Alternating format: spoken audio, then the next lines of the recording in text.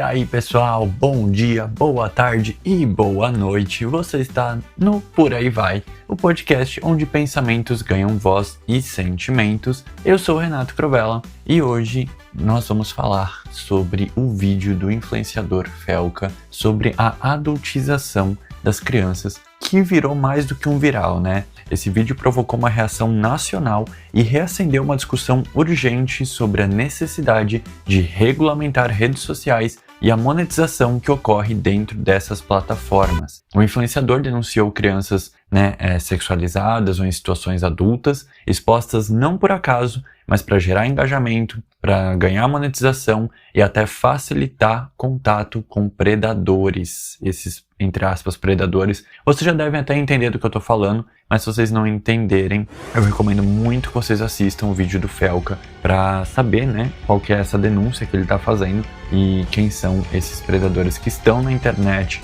e estão de olho no tipo de conteúdo que envolve crianças, ainda mais quando elas estão nesse tom de adultização, tá bom? Hoje a gente vai explorar por que isso não é um problema só da internet, mas de regulamentação, de ética e proteção. E depende não só de influenciadores, não só de famosos, mas de você que está ouvindo esse podcast e eu que estou aqui dando a minha voz para manter nessa discussão acalorada, para que ela não caia no esquecimento e a gente não regrida em relação à visibilidade que isso tem ganhado na internet e fora dela, tá bom? Então, vamos para o primeiro momento desse episódio, que é sobre o contexto e a repercussão desse vídeo postado pelo Felca. Contexto e repercussão.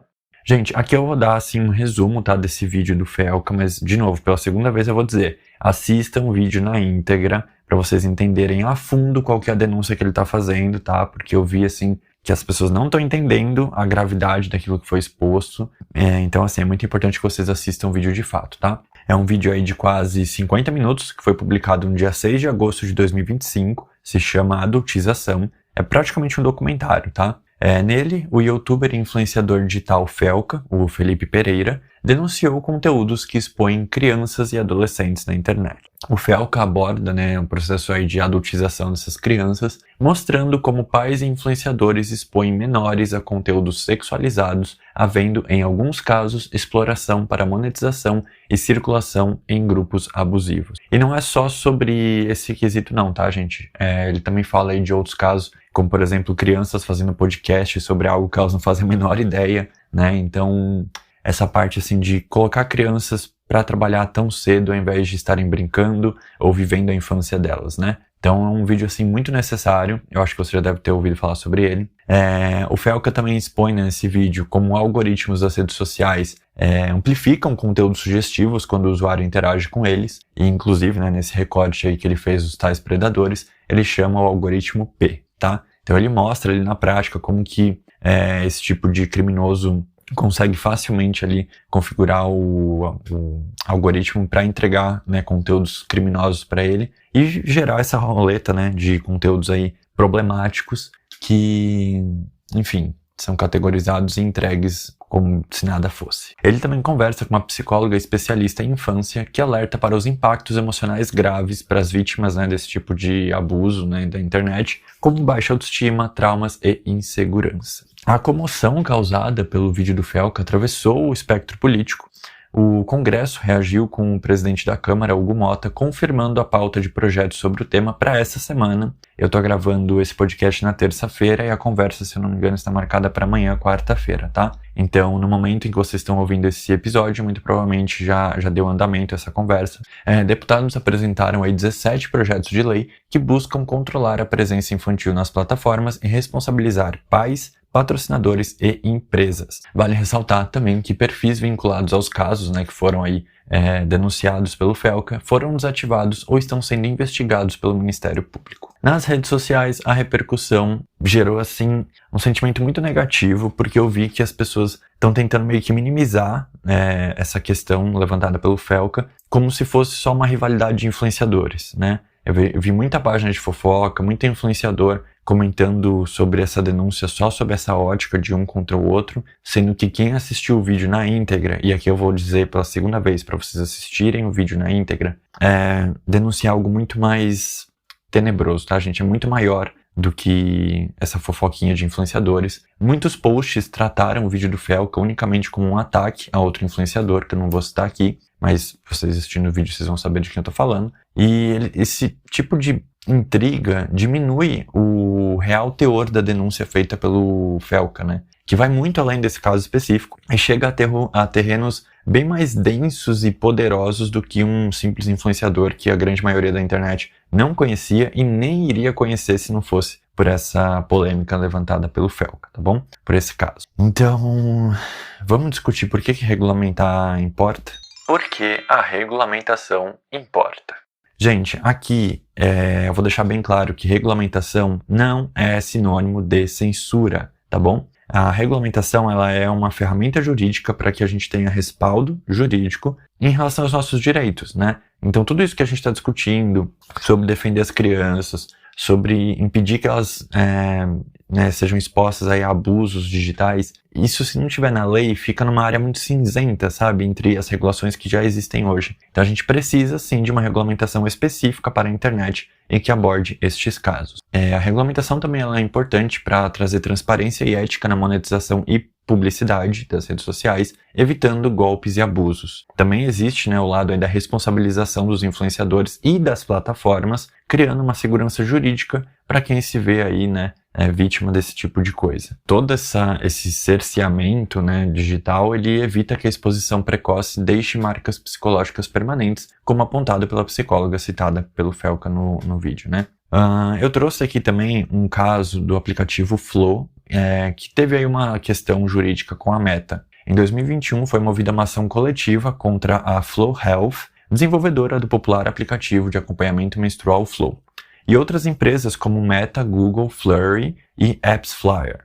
Os autores afirmavam que o aplicativo compartilhava dados sensíveis sobre menstruação, gravidez, saúde mental e intimidade sexual com terceiros sem o consentimento dos usuários, tá? O julgamento ocorreu em julho de 2025 na Corte Distrital dos Estados Unidos para o norte da Califórnia, com a Meta sendo a única que levou o caso até o final, enquanto Flow, Google, Flurry e outros envolvidos haviam feito acordos previamente. Em 1º de agosto de 2025, um júri federal da Califórnia decidiu que a Meta violou o California Invasion of Privacy Act. Tá vendo a importância da gente regular esse ato, Ele é uma espécie de lei estadual voltada à proteção contra interceptações eletrônicas, ao coletar dados dos usuários do aplicativo Flow sem o devido consentimento, caracterizando uma forma de grampeamento digital. O júri concluiu que os usuários tinham uma expectativa razoável de privacidade e que a Meta não tinha permissão para interceptar ou gravar essas informações sensíveis, muito menos usar esse tipo de dados para publicidade. Esse veredito é considerado um marco legal para direitos de privacidade digital,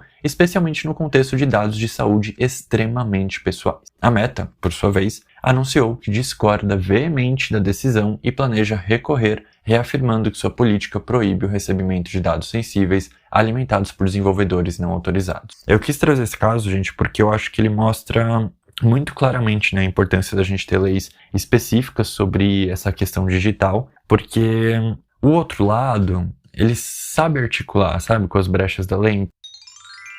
Regulamentação das redes sociais e influenciadores no Brasil.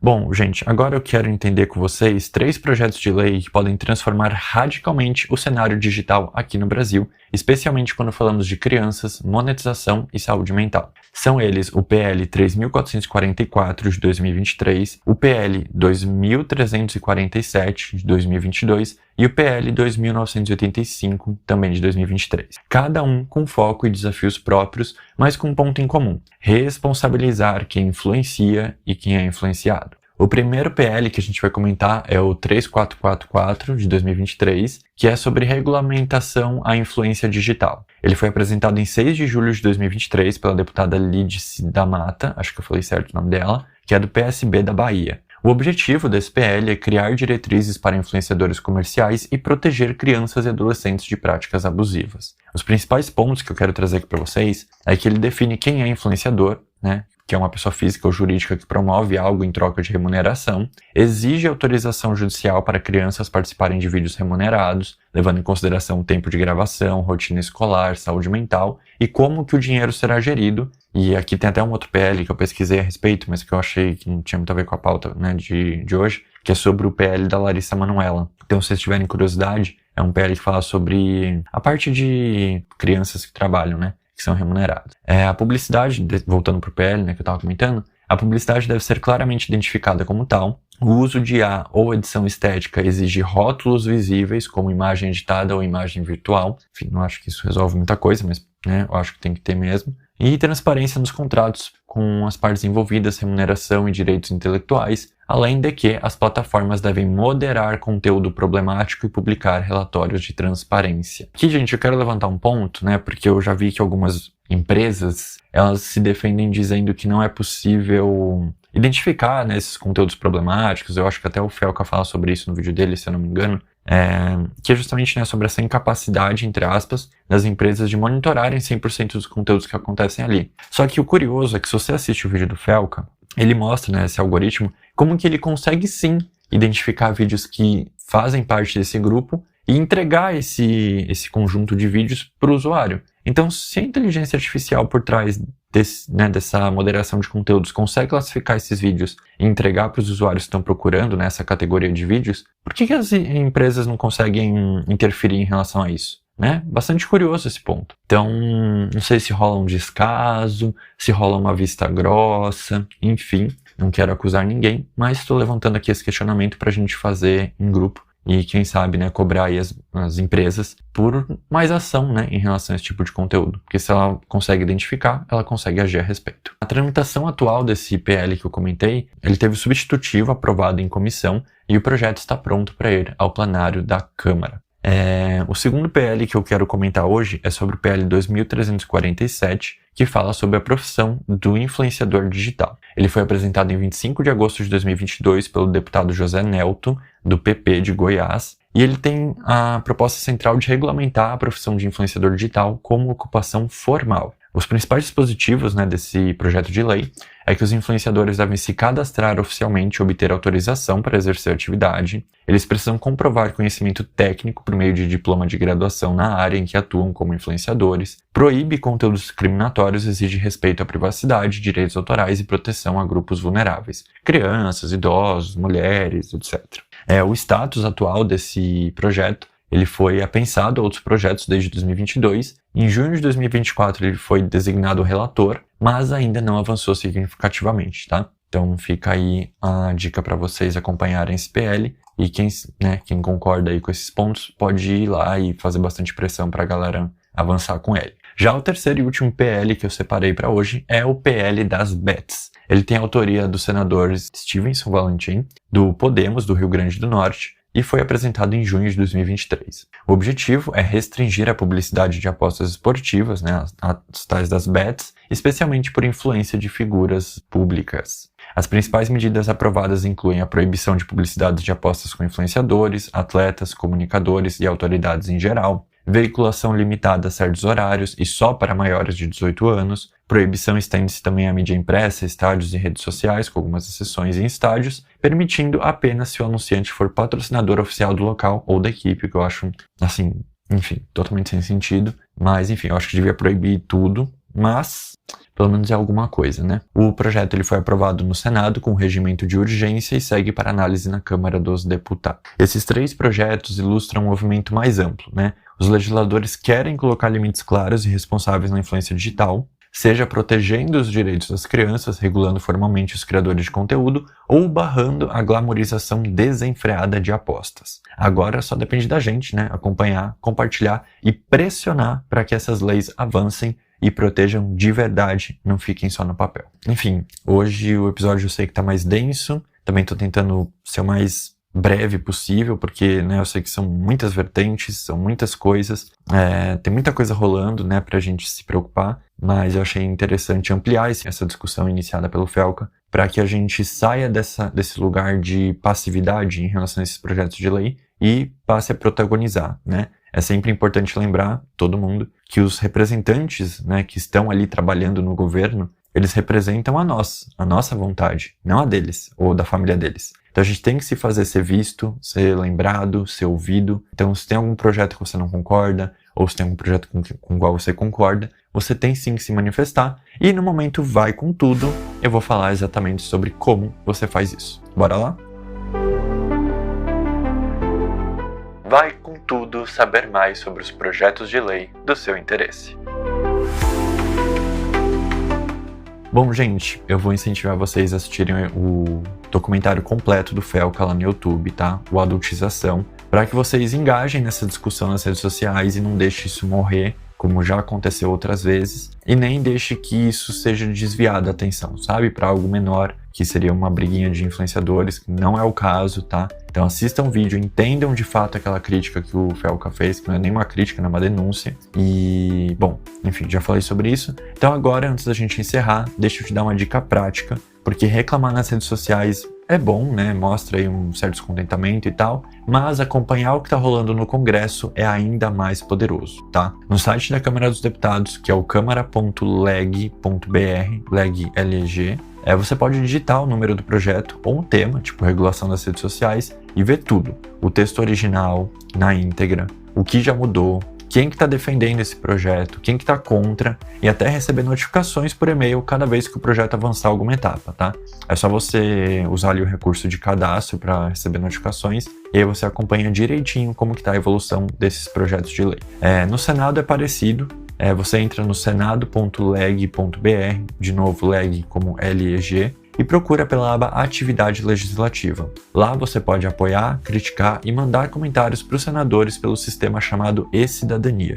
Inclusive, cada voto seu fica registrado nas estatísticas que eles recebem. Então, olha aí que legal. Dá sim para você influenciar de verdade a política do seu país e sair desse papel de passivo, né? De achar que só quem tá lá pode discutir esses projetos. Não, gente, a gente também tem um papel fundamental nisso, tá? É que pouca gente sabe, pouca gente engaja nesse tipo de assunto, mas é importante para depois a gente não chorar sobre a lei derramada, né? E para quem é mais assim do celular, não quer muito ficar acessando o site pelo computador e tal, existem também aplicativos oficiais, como o Infoleg da Câmara e o aplicativo Senado Federal. Com eles, você ativa um alerta e pronto, o seu telefone apita sempre que rolar alguma novidade no projeto que você está acompanhando. Então já sabe, da próxima vez que você ouvir falar de uma lei de regulamentação das redes sociais, ou um PL das bets, ou qualquer outra proposta que mexa com o futuro da internet, ou com qualquer outro assunto, né, com o qual você se familiariza, com o qual você é muito contra ou muito a favor,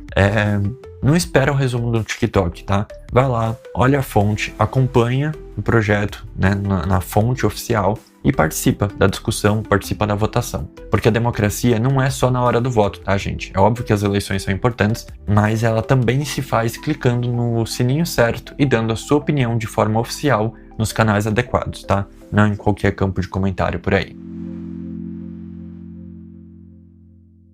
É isso, eu vou ficando por aqui, mas não sem antes recomendar uma última vez que vocês assistam ao vídeo do Felca, que estará linkado na descrição desse episódio, caso você ainda não tenha visto. Vale a pena também dar uma conferida na cobertura que o Jean Luca tem feito sobre isso, eu vou deixar o último vídeo que o Jean fez também aqui nos comentários. Não se esqueça que toda sexta-feira tem episódio novo aqui no Spotify e no YouTube, e em breve em outras plataformas de áudio também. Por falar em YouTube, todo domingo tem vídeo novo lá no meu canal do YouTube, e por aí vai. Eu vou ficando por aqui, um beijo, um abraço e até a próxima. Tchau!